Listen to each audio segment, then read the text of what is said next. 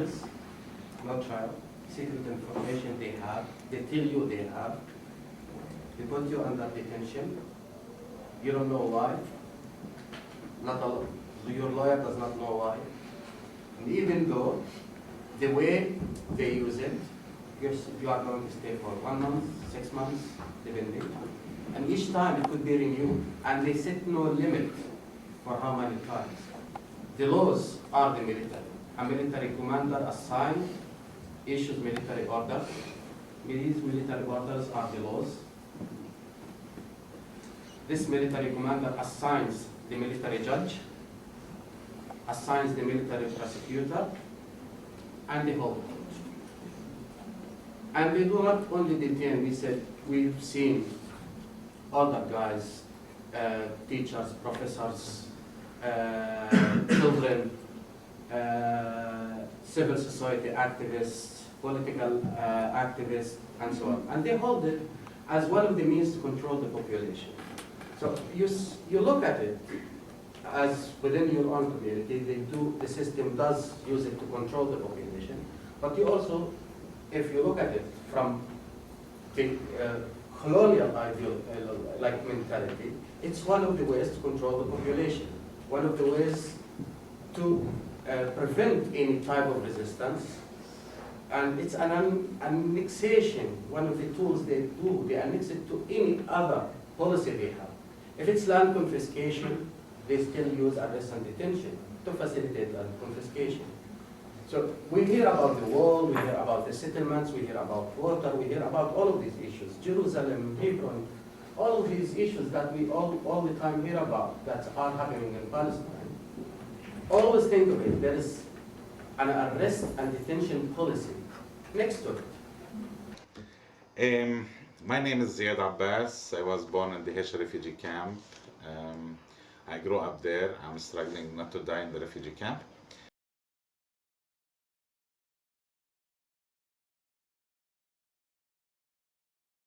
Hesha refugee camp, it's a pioneering camp for struggle against Israeli occupation. So the camp since 1967 start to suffer from the collective punishment styles by the Israeli occupation. Yeah. For example, the curfew, sometimes they arrest people. For example, my brother, he was arrested when he was 16 years old, and I was a child. And we were affected by this. Me, myself, actually, I was arrested the first time when I was 13 years old and a half. I was arrested for a couple of weeks because I was throwing stones. And this is sometime when you speak about it, like most of the Palestinian youth and Palestinian children, it's not necessarily they choose to be political people or their families, they mobilize them in politics. And actually my mom, she doesn't want me to be involved in politics. I can say I don't like politics and I didn't choose to be a political person, but in our case politics chose us. Yeah. Because this is our environment where you find yourself growing up in the refugee camp streets, which you are no playground, nothing, and just you see the soldiers. So I can say I learned how to throw stones before I learned how to read and write.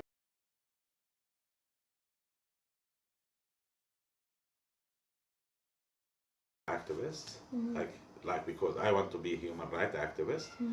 I am a human rights activist because I'm missing my rights as a Palestinian. So this is no choice for me to choose, but this is make me like connected through our struggle and through my struggle.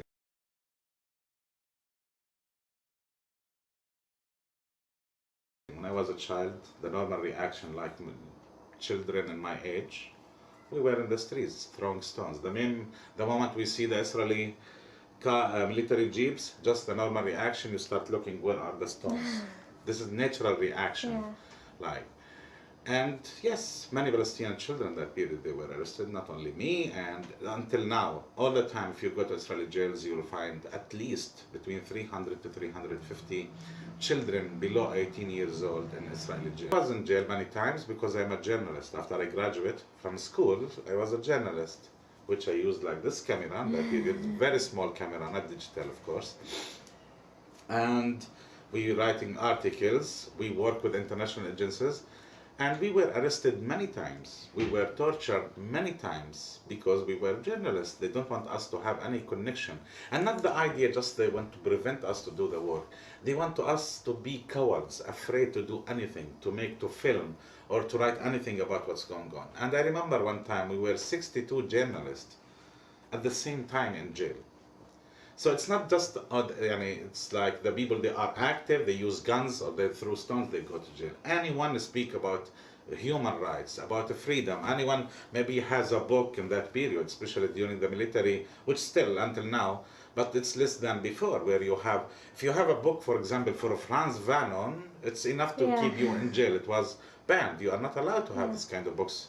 And sometimes I used to, when I have certain kind of books, digging in near my home and put it in plastic and hide it. It's like you have nuclear weapons, you hide it. Crazy. It's a book. This is the fact of the meaning of occupation. So it's enough to be a Palestinian to be in jail.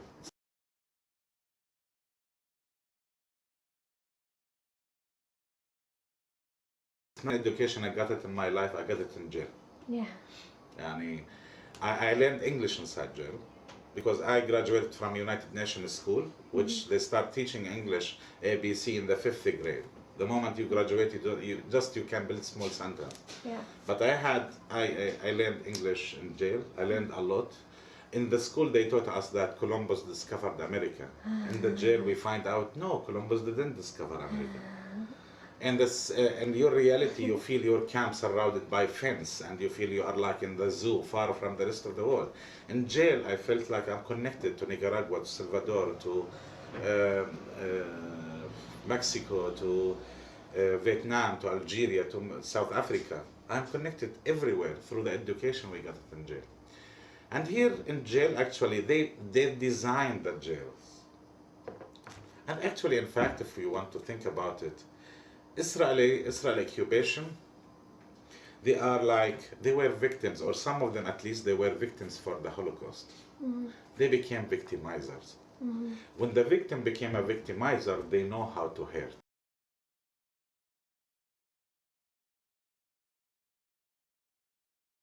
I speak about, like, for example, the torture. They use like the isolation, when they isolate you for like 2 months, 3 months alone in the cell.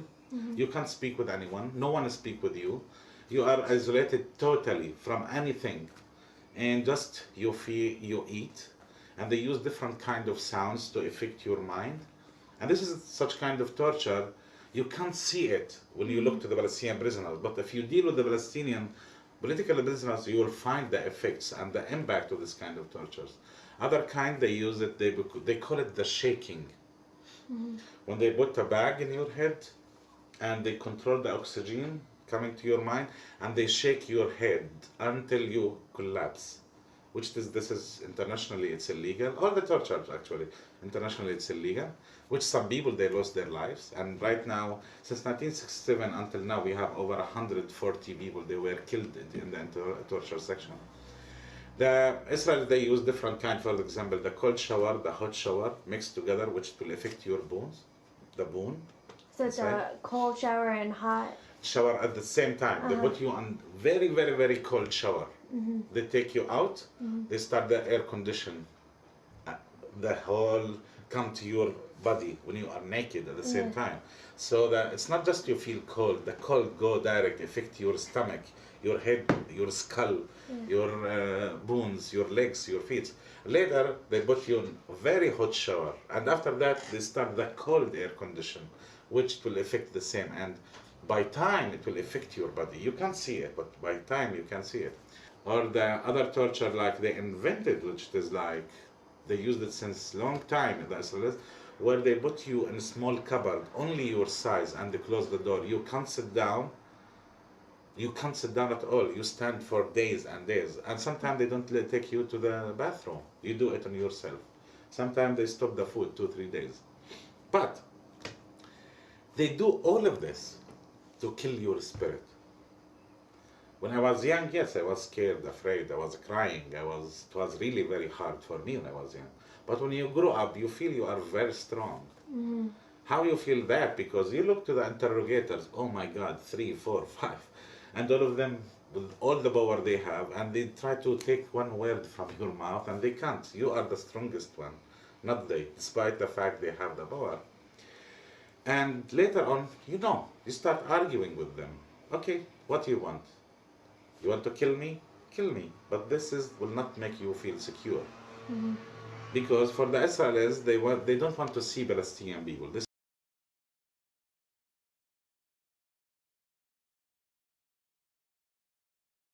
I'm a Palestinian. I can say still I am a Palestinian refugee struggling for my political rights. And of course, I want to change this reality that I am a Palestinian refugee, that I want to go back to my village and to be equal like everyone. At the same time, I'm a person like part of this world, connected to all the oppressed. This is like, I don't say I'm adopted another identity. It's the identity coming from the oppression itself, where you find yourself connected. I am an oppressed person, if I want to say, in general, and I'm rejecting this fact.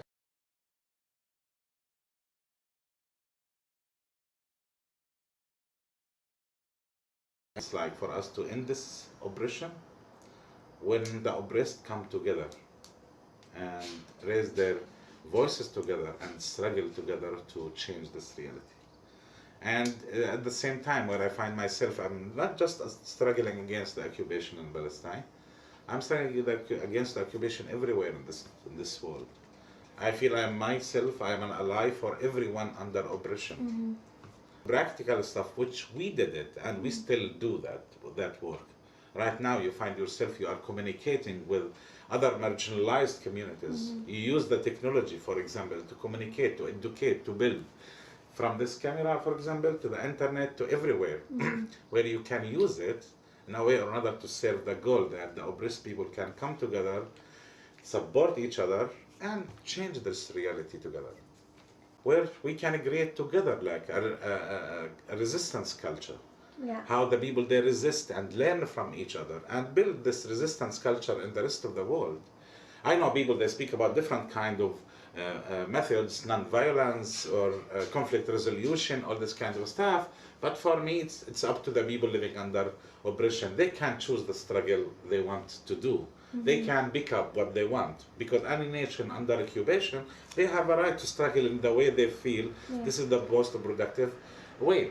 Of course, we hate blood. We don't want to see more victims anywhere. Mm-hmm. But still, the people under oppression, no one can decide for the people under oppression how they should struggle. And by building, you have only two choices. You are with justice or supporting injustice. If you are with injustice, okay, you are supporting the other side, the oppressors. If you are with justice, you need to support all the people living under oppression. It's simple.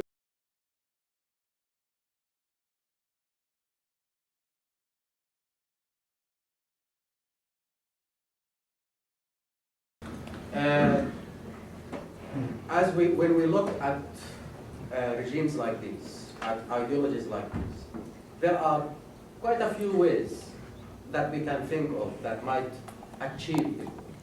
One of them, and the world tried it in many cases in the past, is military might. That's another way possible. But also, you can pressure and crack down the system from outside, even if you don't have the military. Maybe a combination of those, I don't know. Each people do have access to certain ways of how doing it. Every Palestinian thinks that it's without the United States support to Israel, Israel won't be able or dare to do all of this.